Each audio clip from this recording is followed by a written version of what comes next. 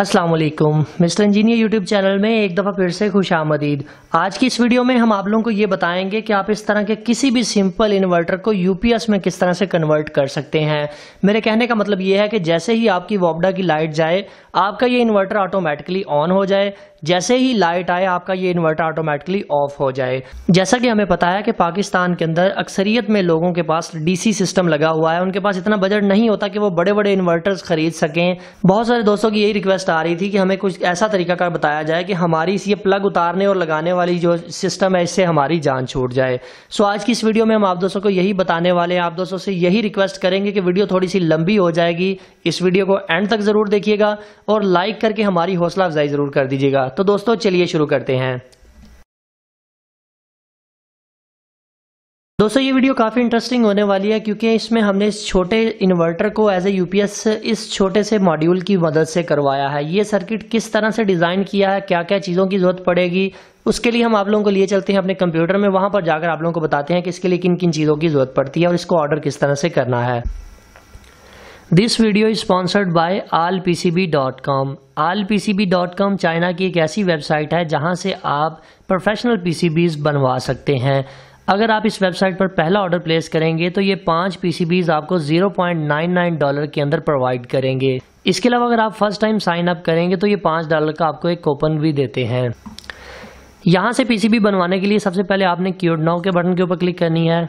इसके बाद आप लोगों ने यहाँ पर अपनी पीसीबी के हिसाब से उसकी हाइट, विड्थ और साइज एमएम में चाहिए या इंचेस में चाहिए, यहाँ से आप इसको कर सकते हैं। और आप लोगों को पीसीबी की क्वांटिटी 5 से लेकर 10,000 तक आप लोगों को यहाँ से मिल जाएगी। इसके बाद ऑर्डर टाइप है, लेयर 2 लेयर है, 4 लेयर है, या जितने लेयर आप बनवाना चाहते हैं यहाँ से बनवा सकते हैं। मैं यहाँ पर 2 लेयर को सिलेक्ट कर लेता हूँ। मटीरियल टाइप है यहाँ पे। इसके बाद आप यहाँ से अपनी मर्जी का कोई भी कलर सेलेक्ट कर सकते हैं। सारी चीज़ें सेलेक्ट करने के बाद आपने अपने कंट्री को सिलेक्ट करना है। चूंकि मैं पाकिस्तान से हूँ तो मैं यहाँ से पाकिस्तान सेलेक्ट करके ऐड टू कार्ट के ऊपर क्लिक कर देता हूँ। अभी यहाँ पर हमने अपलोड जर्बर के ऊपर क्लिक करके अपनी जर्बर फाइल को अपलोड कर देना है। यहाँ पर ये मेरी जर्बर फाइल है, मैं इसको ओपन कर देता हूँ। जैसे ही जर्बर फाइल अपलोड हो जाएगी बाय के बटन के ऊपर क्लिक करके आप अपनी पेमेंट को कंप्लीट कर लें और अपना ऑर्डर कंप्लीट कर दें।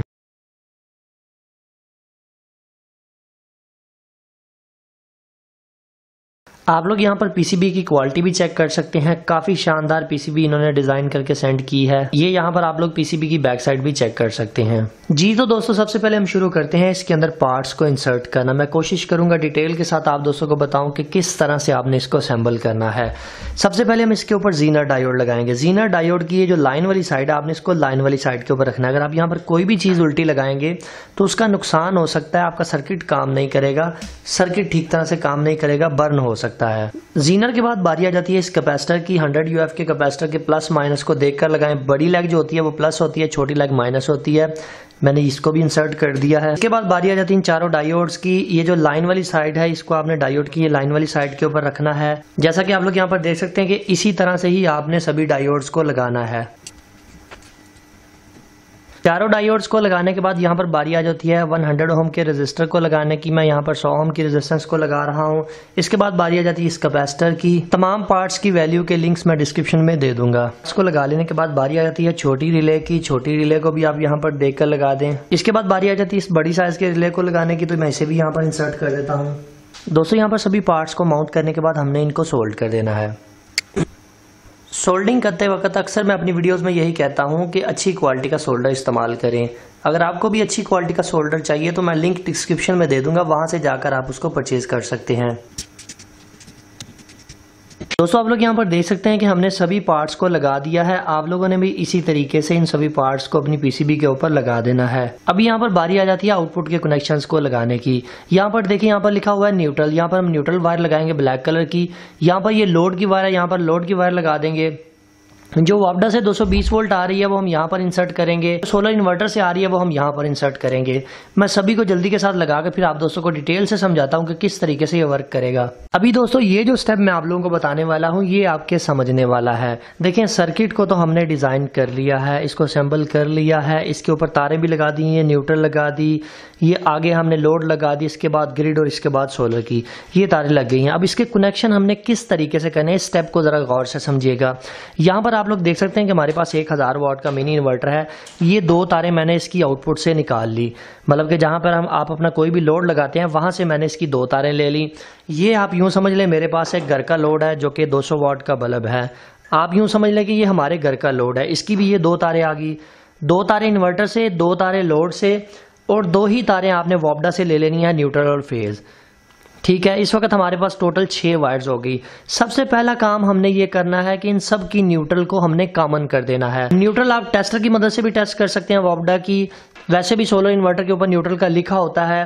तमाम न्यूट्रल को आपने साइड पे कर देना है और फेज को आपने दूसरी साइड पे कर देना है। मैं सबसे पहले अपने इन्वर्टर की, लोड की और वॉपडा की न्यूट्रल को कॉमन करके उनको जोड़ देता हूँ और उसको इस ब्लैक वायर के साथ कनेक्ट कर देता हूं जो कि बोर्ड के ऊपर न्यूट्रल थी। अभी दोस्तों सभी की न्यूट्रल्स को कॉमन करके इस न्यूट्रल पॉइंट के साथ कनेक्ट करने के बाद बारी आ जाती है आगे वाले पॉइंट को चेक करने की। इस बोर्ड के ऊपर आप लोग यहाँ पर देख सकते हैं कि जो नीचे वाला पॉइंट है ये है लोड का पॉइंट। इसका मतलब ये है कि लोड का फेज आपने यहाँ पर लगाना है। हमारे पास ये जो बल्ब था इसकी जो दूसरी तार थी, न्यूट्रल तो कॉमन हो चुकी है, इसकी ये जो दूसरी वायर है हमने इसको लोड के साथ जोड़ देना है। कहने का मतलब ये है कि आपका जो भी लोड होगा वो आपने उसका फेज पॉइंट इस वायर के ऊपर जोड़ के उसके ऊपर टेप कर देनी है। इसके बाद अगर बोर्ड के ऊपर देखें तो नीचे वाला पॉइंट है ग्रिड का, जो वॉपडा से 220 वोल्ट आ रही है, मैं उसके फेज को इस ग्रिड के साथ अटैच कर देता हूं। और लास्ट के ऊपर जो वायर बच जाती है वो है सोलर की वायर, जो सोलर इन्वर्टर से आ रही है। जो सोलर इन्वर्टर का फेज है उसको मैं सोलर इन्वर्टर के फेज के साथ कनेक्ट कर दूंगा। दोस्तों यहाँ पर कनेक्शन दोबारा से आप लोगों को बताता चलूं कि सबसे पहला आपने काम ये करना है, अपने इन्वर्टर, लोड और वॉपडा की न्यूट्रल को कॉमन कर देना और इस पॉइंट के साथ चाहे सोल्ड कर दें चाहे अटैच कर दें। दूसरे नंबर पर आपने अपने लोड का जो फेज पॉइंट है, बल्ब का जो फेज पॉइंट है, वो नीचे वाले पॉइंट पे लगा देना है। इसके बाद जो आपकी वॉपडा से 220 वोल्ट का फेज आ रहा है उसको आपने नीचे वाले पॉइंट ग्रिड के ऊपर लगा देना है। और सबसे एंड पे जो सोलर इन्वर्टर से वायर आ रही है फेज की, वो यहाँ पर सोलर इन्वर्टर के सोलर पॉइंट पे लगा देनी है। अभी हमने ये सारा सर्किट कंप्लीट कर लिया है, बारी आ जाती है इसको टेस्ट करने की। अभी आप लोग यहाँ पर देख सकते हैं जो हमारा लोड चल रहा है वो वॉपडा के साथ चल रहा है, क्योंकि ये वाला जो सर्किट है फर्स्ट प्रायोरिटी में वॉपडा को पिक करता है। जैसे ही वॉपडा की लाइन ऑफ होगी ये फौरन से ट्रिप होकर हमारे इन्वर्टर के ऊपर चला जाएगा। इन्वर्टर ऑलरेडी हमारा ऑन है और जैसे ही वॉपडा आएगी ये दोबारा से फिर वॉपडा के ऊपर शिफ्ट हो जाएगा और आपका बैटरी बैकअप भी आपको मिलता रहेगा। अभी ये सारा लोड 220 वोल्ट के ऊपर चल रहा है, वॉपडा के ऊपर चल रहा है। जैसे ही वॉपडा जाएगी थोड़ी सी फ्लक्चुएशन होगी बल्ब के अंदर और ये सोलर इन्वर्टर के ऊपर मूव हो जाएगा। अभी यहाँ पर हमारा सिस्टम तो ऑटोमेटिक हो गया है, मगर हमारा इन्वर्टर मुसलसल 24 घंटे चलता रहेगा।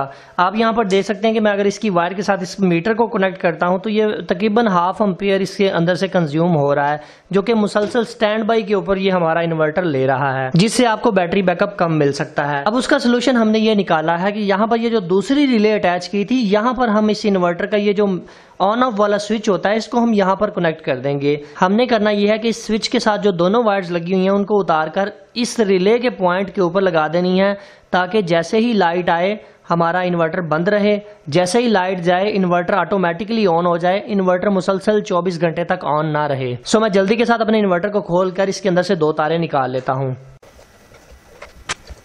अभी यहाँ पर आप लोग देख सकते हैं कि हमने इन्वर्टर को खोल लिया, तो यहाँ पर ये स्विच के 2 पॉइंट्स हैं। काफ़ी लोग कंफ्यूज हो जाते हैं कि ये 3 वायर्स हमने किसके साथ कनेक्ट करना है। यहाँ स्विच के ऊपर ही हमने इन दोनों वायर्स को अटैच कर देना है। इसके फ्रंट केसिंग से जहाँ पर इसकी वेंटिलेशन है वहाँ से हम इन दोनों तारों को निकाल कर इस बटन के ऊपर ही सोल्ड कर देंगे। आप लोग यहाँ पर देख सकते हैं हमने ये दोनों वायर्स को बाहर निकाले। अगर मैं इसको जोड़ता हूँ तो हमारा इन्वर्टर ऑन हो जाएगा, अगर मैं इसको उतार देता हूँ तो इन्वर्टर बंद हो जाएगा। सो इन दोनों वायर्स को मैं ये छोटी रिले के ऊपर सोल्ड कर देता हूँ। अभी दोस्तों आप लोग यहाँ पर देख सकते हैं कि हमारा इन्वर्टर बिल्कुल ऑफ पड़ा हुआ है। हमारा ये जो लोड है वॉपडा 220 वोल्ट से चल रहा है। जैसे ही वॉपडा का मैं प्लग बाहर निकालता हूँ तो आप लोगों ने देखा कि हमारा इन्वर्टर ऑन हो चुका है और हमारा लोड इस इन्वर्टर से चलना शुरू हो चुका है। जैसे ही दोबारा वॉपडा आएगी फिर से इन्वर्टर बंद हो जाएगा और हमारा जो लोड है वो वॉपडा से चलने लग जाएगा। इसी तरह से जैसे ही लाइट जाएगी दोबारा से फिर इन्वर्टर ऑन हो जाएगा और हमारा ये बैकअप हमें मिलता रहेगा। सो इस तरीके को इस्तेमाल करते हुए आप अपना बैकअप सिस्टम बना सकते हैं इस छोटे इन्वर्टर को इस्तेमाल करके। अभी ये जो आप लोगों को तारें बिखरी हुई नजर आ रही हैं, जब आप इसको अच्छे तरीके से डिजाइन करेंगे, किसी बॉक्स के अंदर इसकी फिटिंग बनाएंगे तो यही आपको खूबसूरत लगने लग जाएगी। ये इसलिए आप लोगों को बिखरी हुई नजर आ रही हैं क्योंकि आपको समझाना मकसूद था कि आप लोगों को इस चीज की समझ आ सके। तो फाइनली दोस्तों आज की वीडियो यहीं तक थी। उम्मीद करते हैं आप दोस्तों को पसंद आई। अगर आप लोगों को आज की वीडियो पसंद आई है तो काइंडली इस वीडियो को लाइक जरूर कर दीजिएगा। अभी ऐसा नहीं है कि हमने सिर्फ कैमरा लगाया और वीडियो बना दी और आपके सामने लेके आ गए। इसके पीछे बहुत एफर्ट करनी पड़ती है। पहले सर्किट को डिजाइन करना, उसको डिजाइन करके उसकी इसकी पीसीबीज को प्रिंट करवाना, फिर उसके ऊपर पहले पर्सनली उसको खुद टेस्ट करना कि आया ये सर्किट बिल्कुल ठीक तरह से काम भी करेगा कि नहीं, क्योंकि हम इसके ऊपर वीडियो बना रहे हैं, अपने दोस्तों के साथ इसको शेयर कर रहे हैं। अगर ये काम करेगा तो फिर हम उसके ऊपर वीडियोस बनाते हैं। सो इसके लिए काफ़ी ज़्यादा पापड़ बेलने पड़ते हैं। आप दोस्तों से हम यही रिक्वेस्ट करते हैं कि हमारी वीडियोस को लाइक शाइक करके कमेंट सेक्शन में ये ज़रूर बताया करें कि आप लोगों को वीडियो कैसी लग रही हैं। तो दोस्तों अपना बहुत सा ख्याल रखिएगा, अपनी दुआ में याद रखिएगा। अल्लाह हाफिज़। पाकिस्तान जिंदाबाद।